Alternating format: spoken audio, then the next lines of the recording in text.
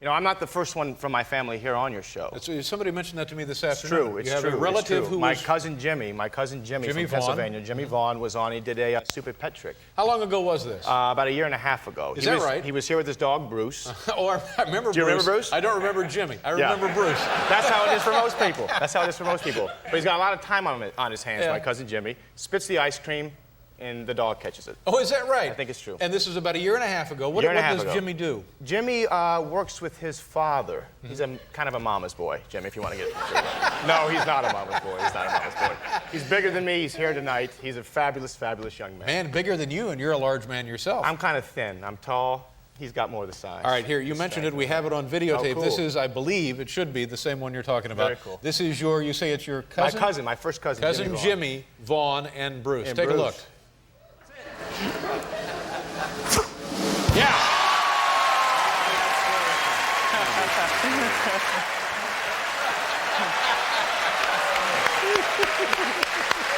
That's cool. Wow. When did you start your career in acting? I moved out from Chicago, where I'm from originally, Chicago, when I was 18 years old. And I got a big job for Chicago, smaller market, but I got a national Chevrolet commercial. So for a kid, that is like a big deal, isn't it? Yeah, you know, coming from totally removed from the entertainment industry and, you know, getting a chance to do a national commercial for Chevy was a big deal. And so I went out there and I thought, they're going to be happy to see me. They'll be waiting at the border. They'll be waiting at the border for me. Because the Heartbeat of America, the song grooves, sure. You love it. Everyone loves the Heartbeat of America. So what did you do in the commercial? I think my brother wouldn't let me drive the car, and then I really want to drive the car, and he throws me keys. I get to drive the car. Yay, Vinny. Yay, so Vinny. On this experience, you decided to pack up everything and go to California. I said, hey, I'm made. What do I need? You know, like Goodfellas when you get the call. Had truck sales jumped because of this commercial? There was a little bit of a rise, yes. Well, I don't want to brag, you know. It's like I'm kind of a good luck charm. You have the Lost World, you know, and then the Chevy. Everything goes through the roof. The price is going up. Your ratings tonight probably a little bit more than usual. So now what happens when you get to California and you start kind of shopping yourself around? I had a connection. You know what I mean? Yeah. Like on the inside tip, and I called a large talent agency out there, and I really genuinely believed that I was going to be able to shop around a little bit and have my pick of people. Yeah. Not so much when I got there. But anyway, I call them and I say, yes, I know so-and-so, the agent gets on the phone. I say, I've just done a national Chevy commercial and I'm interested in meeting with you guys discussing representation. And they said, you know, Vince, she knew my name at least, but she said, Vince, we only handle movie stars. We don't take undeveloped talent. Right. So I was judged and labeled a little bit and felt hurt, but I kept going. And she said, but I can refer you to a small agency. I said, I'm not completely sure I'm signing with you, ma'am. I'm shopping around. I got a national Chevy commercial. I know not to buy the first apartment. I might be from Illinois, hayseed. I know what's going on. Did you try to put her in a truck? Maybe move something that way? Maybe I would have gotten representation then. We have the Chevy commercial. Do you know the year of this? 1988, I guess. Here we go. Take a look, ladies and gentlemen. Legendary Chevy Camaro. Remember all the times you told yourself that someday you'd have one? Welcome to someday. The heartbeat of America. That's great, bro. Subsequent to that, you went to the party at the Playboy Mansion, or was that? No, that was a different night. No. Craig Kilborn. Right, the host of the Late Late Show, big right fan here of on Craig CBS. Kilborn. He invited me. We'd never been to the Playboy Mansion. He said, well, I'll go. You want to come with me? I said, sure. But he was invited. I was not invited. Now, how does he get invited? I don't know. He's very popular there in L.A. Is that right? Yes. So he brings me as his guest, and he has a drive-on pass. And they say, you, Mr. Kilborn, okay, who's your guest? He says, Vince Vaughn. They say, you can't bring him into the party. He says, but I thought I could bring a guest. If it's a girl, you can bring a guest. You can't bring a guy. Then I humiliate myself by going through my little swingers, your money, ever see that? You know, this, that. No, not going to happen. Yeah. So we go back, and we have to go where the tram parking is, and we take a tram back up past the security because the people at the tram knew who I was. So I got to, so sad. And then we got in the party, it was like Bob Saget and me and Craig Kilborn.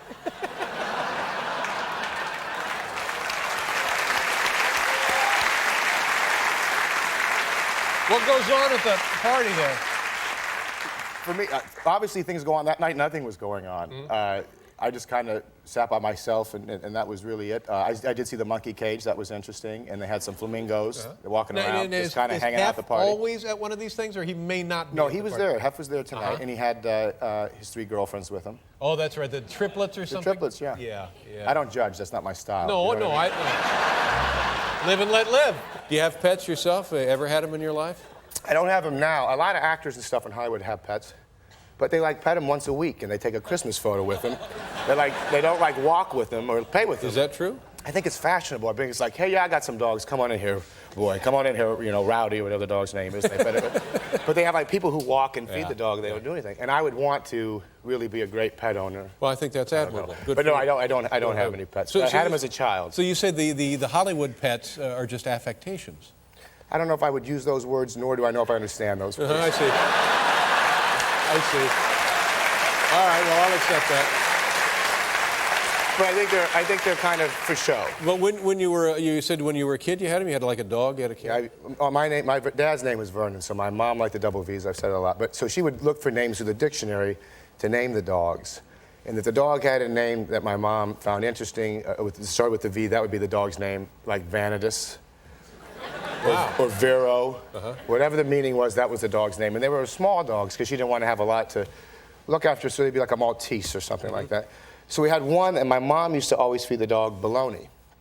And it would only eat the bologna, wouldn't eat dog food. And my dad grew up on a farm in Ohio. And so my mom would go, that dog just won't eat dog food. He really loves that bologna. He won't eat the dog food. And my dad would say, well, if you feed the dog bologna all the time, it's not going to eat the dog food. But I bet the dog would probably eat the dog food if bologna wasn't. I'm telling you, he really loves that bologna. It would drive my dad crazy. So we all went out of town, and he stayed home, and it was him and the dog alone. It was a showdown, is what happened. Gonna break the bologna habit. Here's how he did it. He said the first day in the morning, he put dog food in the bowl. He came home from work, the food was still there. He went to bed, and the dog was like buzzing around the fridge wanting the bologna. Yeah. He goes to bed at night, he wakes up in the morning, the dog food is still in the bowl. He goes to work, he comes back, and the dog food was gone. So when we came home, he said, I did it, look at that. The dog likes it. I thought the dog would only eat bologna, but the dog likes the dog food. And if you feed the dog food, you know, I didn't know, it was like possessed. And he was not happy with the bologna thing. Well, that's good. We were soft kids. We've disappointed him many times. What do you feed a dog bologna for? You don't feed a dog bologna, you feed it dog food. It ain't good for the dog. You're not doing it a favor. Look at the dog food's gone. Look, it get hungry enough, it'll eat it. It's hungry enough, he'll eat it. I square danced twice in towns you never heard of. That dog will eat it. Wait a minute. What? I square danced in towns? I've square danced twice in towns you ain't even heard of. And I'm like, I like that. I like it too.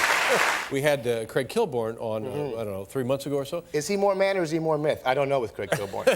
And he was talking about a party, I guess, at his house. Yeah. And you were there, and Merv Griffin was there. Yes. And he told us kind of his version of that evening. Why don't you fill in the blanks? I think Craig Kilborn is very funny. I think he's one of the funnier guys I know. I like Craig very much. And he had a party at his house. But see, I don't know why he has to go around like he has to tell the people who was there. Like, is it enough that he knows who was there for him? I don't know. But I go there. And Merv Griffin is one of the guys at the party. Merv Griffin. I'm a guy from Illinois, whatever. To me, that's Merv Griffin. That's interesting. Yeah. But I like to, I'm going to talk to Merv Griffin.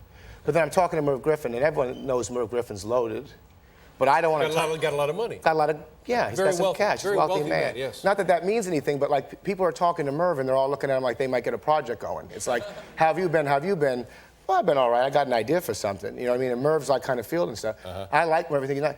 All of a sudden, the time comes, Merv's going to play the piano for everybody. He's going to play the piano is what he's going to do. So he goes and he plays like songs and sings, and the whole party comes. I don't know. I find this to be odd. It was a nice thing, but it was strange. We all went to sit in a room. Like when you were a little kid, you might put on a skit, and your grandparents would sit and watch the skit. Yeah. And they would go, oh, my goodness, that's really great. You guys are sailors, or whatever you would do. Or the professor with a secret. Or the professor with a secret. That's right. That's right. So we'd all sit and watch him play the piano, and he did a very good job, but I found it like strange a little bit. Like it'd be one thing if he's like, but it was like a thing like, Merv's going to play the piano. Just wait. Merv's going to play the piano. Merv's going to play, and the whole people come, and we all sit like this, like it was like you're in high school, and like there's no math class today, there's a special event. But I'm telling you, it's great though, wasn't it great? A phenomenal piano player, phenomenal singer, but there was a lady there. It's unclear who she was with. No one claimed her. But she was gonna sing the blues. Do you know what I mean? Oh, yeah. She was gonna sing. So Merv was a sweetheart, and he accompanied her, and she sang with passion. Not a lot of talent, but she sang with passion. And she sang, and then she kept singing, but like, I'm here, like angry, and I don't know where she was coming from, but it was not appropriate. So I left the room because I felt like I'm not gonna feed this lady and make it like that's okay, because it's not okay. And I didn't come to Craig's house for that. I came to enjoy. Well, it's like oh, where's Bink, babe? You know what I mean? Like an old Hollywood party is what it is. So anyway, how are things with you? Everything good? Everything's all right. I'm a little uncomfortable. There was an article that came out in a newspaper. It's called the News Sun, I believe. It serves Lake County. That's where I'm from, Lake County, Illinois. And it's something I refer to as Spanish Gate, a uncomfortable situation with a teacher. And I brought the article with me to kind of... Is this your hometown paper? This is a hometown paper, more or less, yes. And it's a recent edition? It's very recent. Yeah. They kind of promote the dodgeball film, which is nice. And then they start to ask some of the teachers about me when I was in school, and I got my feelings hurt. Oh, boy. I was senior class president, Dave. I don't know if a lot of people know that. And my parents were very proud about that, except when they saw my grades, they got nervous that I would be the first one to have to run for 2 terms of office. Now, there's a lot of different things said, but I'm going to focus on one teacher, Miss Levinsky. She was your teacher. She's quoted in the article here. She's quoted in the article, and she's not completely wrong, I have to say. Okay. She's not completely wrong. But it's been 16 years, guys. Let it go, right? Let's hope we can do that tonight. Let's hope we can do that tonight. Let's start with some of Mrs. Levinsky, what she says. She says, when he was a senior, even he'll tell you Vince's priority was anything but academics. Very true. Right. It's very true. And she says, the first time I saw Swingers, I had no idea he was in it.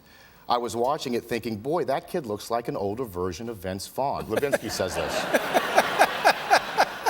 When he was here, he was so real thin, he was disgustingly thin. Oh, my.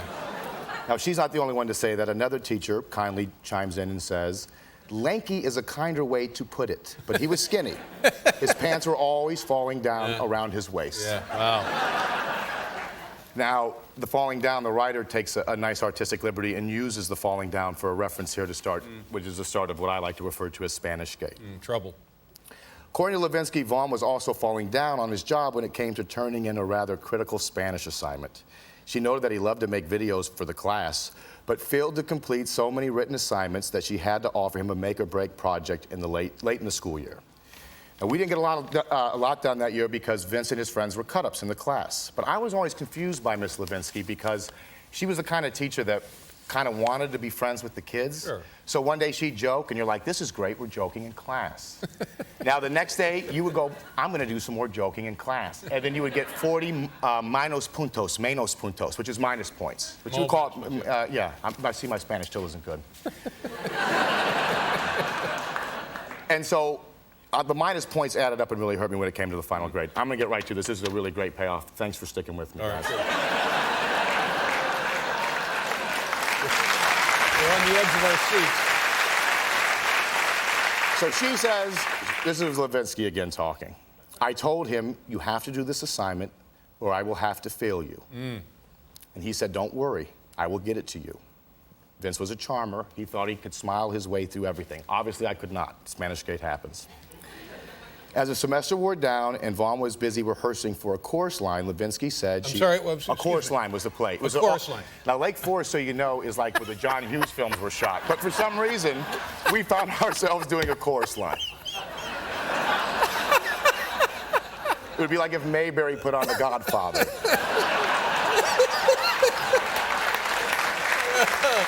But we did what we could. Yeah. And I love my hometown. Now, okay, Levinsky said that she offered me a final deadline. She hunted me down and said, I have to have that paper. And I said, Mrs. Levinsky, I'm in the middle of rehearsal right now. Can I get it for you tomorrow? Well, he never gave it to me, so I had to fail him. And he was so angry, he never spoke to me again.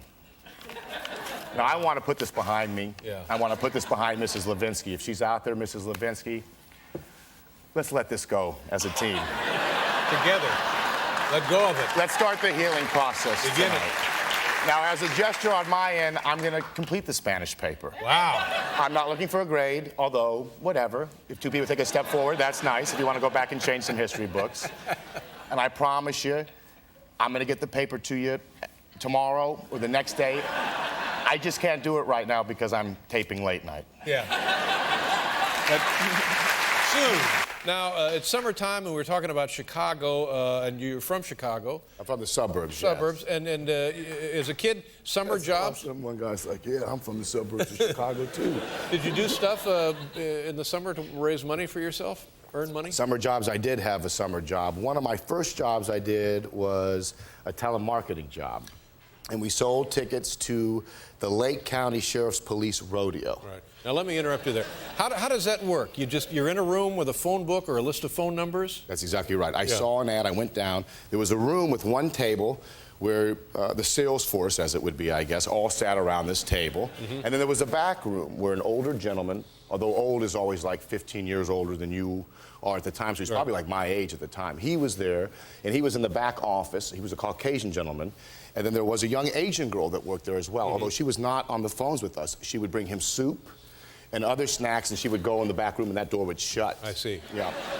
And we would be on the phone making these calls. And so you would call and say it's $20 for a family package to the rodeo. Oh, a rodeo. Rodeo. Police rodeo. Oh, police not just a rodeo, right. The police-sponsored rodeo. I'm sorry, our family will be out of town. Would you like to send an orphan? For just $5, you can send an orphan to the rodeo. An orphan that normally would not have a chance to go to the rodeo. See the orphan. Yeah, Sir, I'm a senior. Yeah. I'm on a fixed income. Yeah. Well, maybe you could move some things around just for this month. It would be a shame not to have one of the orphans get a chance to go. Yeah, because orphans crave rodeos. Orphans crave rodeos, yeah. And when it was over, I was one of the top salesmen. I was kind of proud. And as years went by, it kind of hit me. I said, well, maybe there wasn't never even a rodeo. Yeah. Well, was there a rodeo? I don't know. I don't know. There was a P.O. box, and there was a date for the rodeo. Right. But I don't know if there was ever a rodeo. I just sort of took it at face value. And you kind of look. I saw this thing on 60 Minutes that kind of like was talking about these telemarketers and how they take advantage of people. I was like, well, Vince, you kind of were one of those guys, younger. Yeah. And I realized that these hot buttons would be like police rodeo, would make people feel kind of like, well, this is a good cause. But I don't know. I don't know what I was involved in. It's very uncomfortable. But more important, what was going on in the back room? I don't know. Yeah. Nice going on that Jennifer Aniston thing. Very nice. You know what I'm saying? He's the best. He kind of gets you like with the dapping of hands and makes it right. But I want to tell you something. She's a lovely and a very nice woman. She is a great girl. Yeah. She's a very nice girl. And I think the two of you make a great couple, too. It's very nice of you to say that, Dave. Thank you.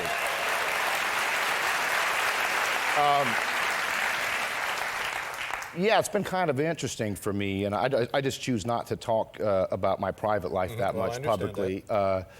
But not because there's some like anything that you're not proud of or anything, but you just try to keep something for yourself. But it is funny for me because, you know, I've never taken the tabloids in that seriously. You realize they're doing their job and they're just trying to tell stories and it's not personal in that. But I think they got to be really disappointed on some level that I'm kind of a guy that they have to put in the tabloids now because they're almost like soap opera writers, you know, and they sort of, some of it's true and a lot of it isn't. They kind of create stories that kind of, and I think they kind of feel like I'm a cast member they want to write off the show. They're like, what do we do with this guy here? I don't know. Well, just kind of give him a couple scenes and hope he goes away soon, you know. It seems to me like you're an excellent couple because she's a wonderful... You like the way they just kind of takes the approach that it's fact? I like that. You know, well, it's very... You're not a couple? I'm not saying we are or we aren't a couple. I think she's great, but I just don't discuss whether we are. You know, not like I like this will be like. Then listen to me, Vince. Let's get it like into a Barbara Walters moment where I cry and I reveal everything. Yes, come on, Dave. Get in here. Hug it out. Hug it out. You'll be all right, Vince. Thank you. You mentioned your the after-school special, and in the film you show a clip of it, and I'm guessing that from night to night you would show. Some nights you'd show it, some nights you show more, some nights you show less. We have a clip. And what was the name of the after-school special? This one was called The Fourth Man, and in after-school special, we love to tackle the tough issues. We were very ahead of the time. Me and Mr. Billingsley were tackling steroid abuse in 1990, I believe, 90 or 89. So really ahead of it. Ahead of it. And Peter was playing the guy that was on steroids. And I kind of knew what he looked like before he would take steroids. He's a slight man. Right. I didn't know what they would do to make it look like he was starting to get hopped up on steroids. You know, it's an after-school special. You can't shut down production for like 2 weeks, for like 2 months, and be like Bob De Niro and get like yoked out. Let the guy juice up. So all they did is kind of like rolled up a T-shirt, and we just went with it, as if like now he's an animal on steroids. He's got problems. And you were his concerned buddy. Were you also? I was his pal. He was enough without the steroids. Why don't you stop it? We don't need this in our lives. Let's take a look. How old are you when you shot this?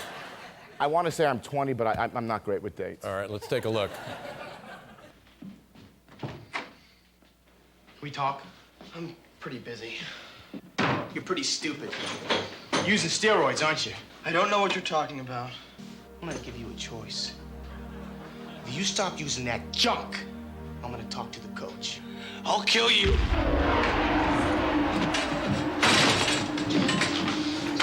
Whoa! Let that be a warning. Wow! Can I say something to you, Dave? Yeah.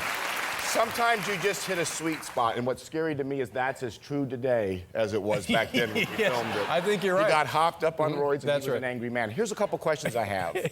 He's working on the computer, and he's frustrated, Yeah. but it's 1990. There's no internet. What's he upset about? Well, it's all That's part like of back when it was just like, if X go to Y. There was no like, the modem didn't work, but it's like he's on the screen, he's frustrated with his computer use. It's unclear what was happening. Guess all I can say is God bless you, Vince, for your work there. And what I like about that with the hairstyle, the acid wash, and the thing, I look like I could have been an alternate for the band Menudo. If someone from Menudo went down. I have these pictures here. Oh, yes. First of all, this is an odd, That's maybe right. not odd to you, but it's certainly odd to me. Who? Tell it that's you. Who are That's we looking me. And in looking at it now, I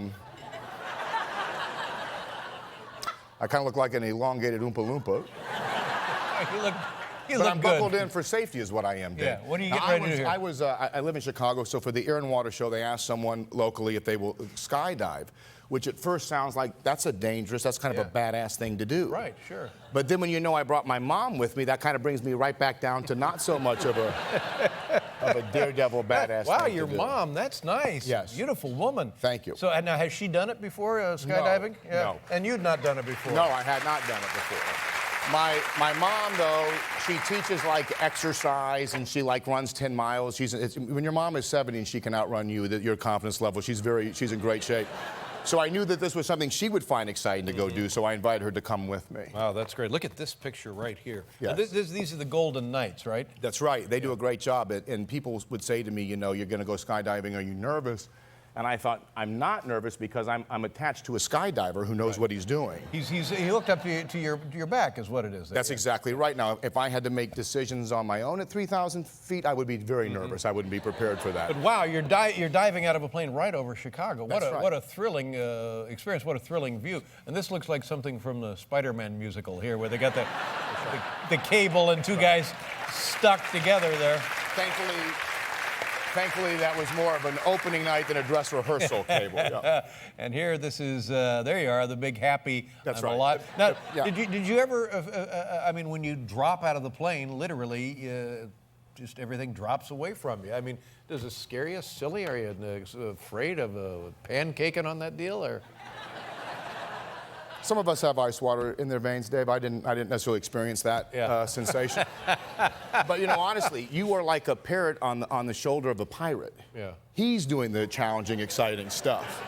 You're watching and repeating things that you know that he said, but you're not really making decisions there. So it's a blast as long as all you have to do is give a thumbs up to the camera. Right. But as far as the preparation and that, I didn't do the hard work to deserve that. That was just, I was fortunate enough to be chosen. Would you do it again? I wouldn't say that I'm like a crack addict for base jumping. Like I'm not, you know, I'm not. Not an adrenaline. I'm not going to junkie. be looking to get to bridges and make sure the coast is clear and take a jump. But if someone ran it up my flagpole again, I might salute it. It Might depends. take another time. What kind of a father are you? I really enjoy it. It's been a lot of fun. I think I've done a better job as she's gotten older because I can communicate and actually play some games. As she gets older, it gets easier and more fun for me. How about yourself? Boy, it's just, I mean, it's a constant, and I just decided, I always thought that the kid would be just like the way I was when I was a kid. That's completely wrong. Yeah. The kid is nothing like me. Right. So, what do I do? Yeah. I don't know. I think you say with the constant. The constant's a good thing. Yeah, I don't know. But and then how soon will she have a brother or sister? In August. There you go. Now, what kind of a kid were you? I was a good kid for the most part, but I think, you know, growing up in a small town, I did a lot of stuff that a lot of people did. We used to, as kids, it was a big deal for me to go to like the Park District pool, where it was like they'd play the rock music, and that was exciting when you were 5. And if you got a bag of barbecue chips, that was a fantastic morning. Yeah. Right. And then when you hit 5, that kind of wears off, and then you decide maybe it would be a lot of fun to play with matches. Yeah. You go from barbecue chips to matches? That's how it goes. Oh, wow. So you go, wow, these things light, and you're not supposed to play with them. That seems like a good idea. Yeah. And if these are fun and they light, what's wrong with the neighbor's fence? Let's see if we can get that thing burned. No. Yeah. You tried to light the neighbor's fence on fire. We didn't know what we were doing. We didn't realize the consequences of it. But yes, unsuccessfully, thankfully, we burned our thumbs. We did not light the fence on fire. We went through a good pack of matches trying. It wasn't from lack of effort. Now, this is you. We were constant. You and my crew of outlaws. That's right. And we got a pretty good whooping, and well deserved for doing that. Yeah. But it was never like you never did time. The police never came. No. We never did time or anything. But then, as we got older, fireworks became popular, and they were fun to watch. You know, you get a sparkler. That was a big deal. But then remember those Roman candles? And they would actually shoot stuff? Flaming balls. Yeah, the flaming balls. So that was fun. So trying to hit each other seemed like a good idea with those. And what better place than the cornfield that was nice and dry? So we would go at night to the cornfield, my friends and me. We'd shoot bottle rockets at each other, Roman candles at each other. Never thought that a cornfield would be a bad atmosphere for this game. Forget the cornfield. I mean, you could wound someone. You could put an eye out, for God's sake. You could do a number of things. Yeah. And then later in life, once the fireworks happened, my dad got us a dartboard that was metal. And it ruined the basement because the walls had like holes in it and the ceilings. No one was a good shot. And darts was fun for a little bit. But what seemed like more fun would be trying to hit each other with the darts. So we divided the basement in half, me and another friend of mine. Overhand seemed too aggressive, Dave. So underhand, we had to throw underhand. Keep a little humanity Keep a little in the humanity. And the big thing we would do is you would try to tease the other person and dodge around so that they would waste their ammo. Because once you got all 10 darts, you were hitting something. You would lob all of those at one time sure. at the other person. And all this seemed fine. You know, we'd have some kind of explaining to do. It looked like we maybe got shanked in prison with all the kind of marks on us. Shanked. But what happened was one time there was a real eye-opener in that I was coming up behind a couch on my side of the basement, and I got a dart literally right here in my eyebrow, which gave us cause for pause. And we really kind of go, wow, this is like, you could put a dart in an eye, something could happen. Never thought of before that moment that the eye was a target that could hit. There's real consequences to this, and so it made us think, and the answer to that became ski goggles. We got ski goggles. Protective eye gear. That's right. We put those around our head. I guess we would have had to get hit in the collarbone to realize maybe the throat, maybe a scarf would have been in line.